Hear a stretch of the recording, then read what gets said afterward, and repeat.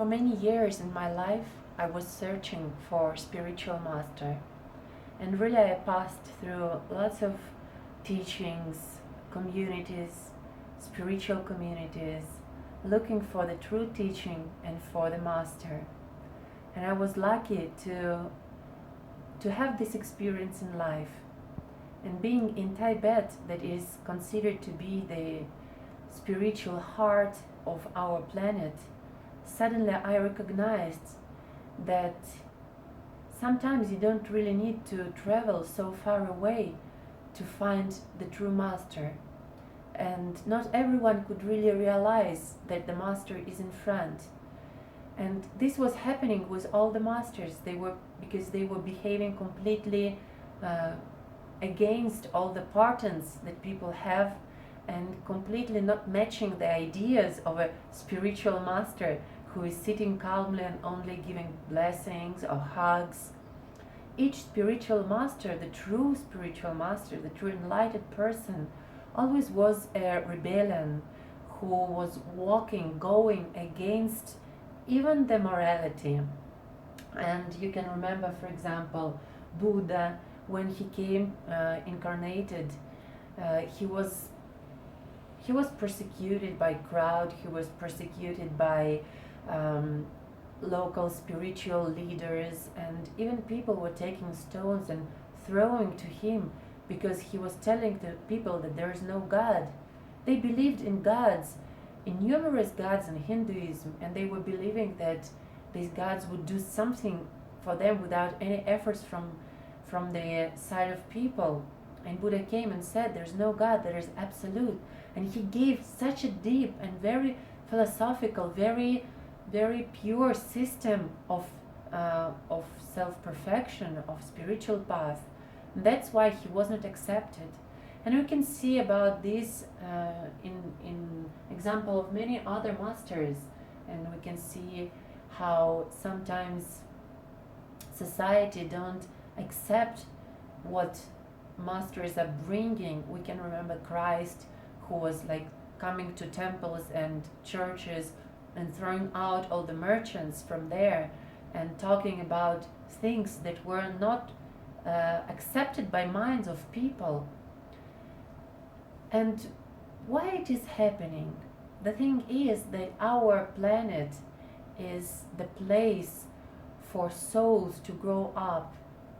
And many, many centuries, ages ago, the creatures with a more high spiritual level of consciousness, they came to our planet and decided to set up a civilization. And when they set up the civilization, they were teaching them, and they were priests of that civilization. And you can remember the Lemuria and Atlantis civilization and Egyptian and Tibet civilization. They were changing one after another and disappearing. You can remember Mayan civilization, that we don't know anything about it. Why it happened? Why these civilizations disappeared? And the thing is that when these high developed creatures were coming and giving the teachings for humanity, then they were going away back to in their spaceships, back to their dimensions, to their planets. And they were observing us human beings. How do we put in life everything that we received? And every time when the civilization was going up to high ego or using magic abilities or spiritual practices just for their own egoistic purpose, the civilization was destroying itself, and these creatures had to destroy it. So here we are, the new chance of humanity, the new civilization living here, and all the spiritual masters that come, in fact, they are not from our civilization. All of them come from high levels, higher dimensions, developed planets. I write a lot about this in my book After Death, and about different dimensions and masters, and how all the spirit, the soul is developing, what is the process. It's really interesting to know in which place I am and what is my part in common input for the development of the whole planet, of the whole humanity, the civilization. And that's why in our civilization, in different times, in different places, different masters were sent as messengers of the truth. And for them it was difficult to fight with ignorance, with egoism. And this continuing. The same was happening with Ramakrishna, even with Shiva, who is considered to be just a mythical a hero, but he was not. He was a master. Christ came to people who were ready to kill one another because of hate. Buddha came to people when they were on a very high philosophical level of communication, and Yogananda and Vivekananda, Gurdjieff came to people exactly when there was the revolutions and war, and people were really searching for something that they can rely on, not only in this physical world, because this physical world is so not stable. Is everything in our lives is coming and going, and in fact there is nothing that we can rely on. The true point that we can rely on is only in divine, in God, in spiritual, something that is higher than we are, something that is out of our daily life, but at the same time present in each second of our life. And the real mission of all masters was to make us aware of this, to make us understand that things in our life are not stable, they come and go. But what is really stable, what is really that we have to be up to, is the spirit, is our soul, is the divine existence of us in this world. That's why all these masters were persecuted, were not understood by people with low level of consciousness, no matter what social level they have. Maybe they're prime ministers or merchants and business people or doctors. It doesn't matter. What really matters is the simplicity of our personality, the simplicity of our mind. And when we're simple, we really can accept the truth that is, in fact, inside of us.